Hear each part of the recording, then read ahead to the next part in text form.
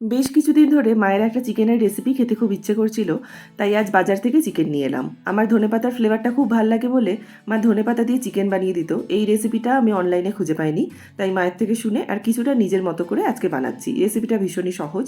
প্রথমে বেশ কিছুটা ধনেপাতা নিতে হবে, আমি ধনেপাতা একটু বেশিই নিই। তার মধ্যে বেশ কিছুটা টমেটো, অল্প একটু পেঁয়াজ, বেশ কিছুটা রসুন আর অল্প একটু আদা আর পরিমাণ মতো লঙ্কা দিয়ে একটা পেস্ট করতে হবে।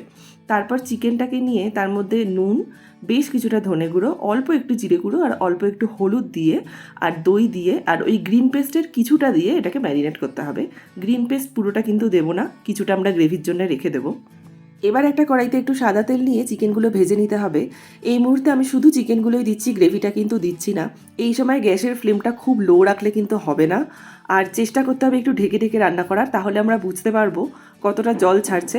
আর চিকেনটাও বেশ ভাজা ভাজা হয়ে যাবে। কিছুক্ষণ পরপর একটু নেড়ে দিলেও ভালো হয়, না হলে নিচে লেগে যেতে পারে।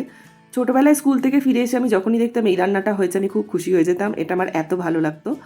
কিছুক্ষণ পর যখন এই ধনেপাতার রঙটা পাল্টে যাবে তখন আমরা বাকি গ্রেভিটা এটার মধ্যে দিয়ে দেবো। এর মধ্যে আগে থেকে সেদ্ধ করে নুন হলুদ দিয়ে ভাজা কিছু আলু আমি দিয়ে দিচ্ছি। এবার এটাকে একবার ভালো করে নেড়ে নিয়ে সেদ্ধ হওয়ার জন্য ঢাকা দিয়ে রেখে দিতে হবে। ফ্লেমটা মিডিয়াম রাখলেই ভালো।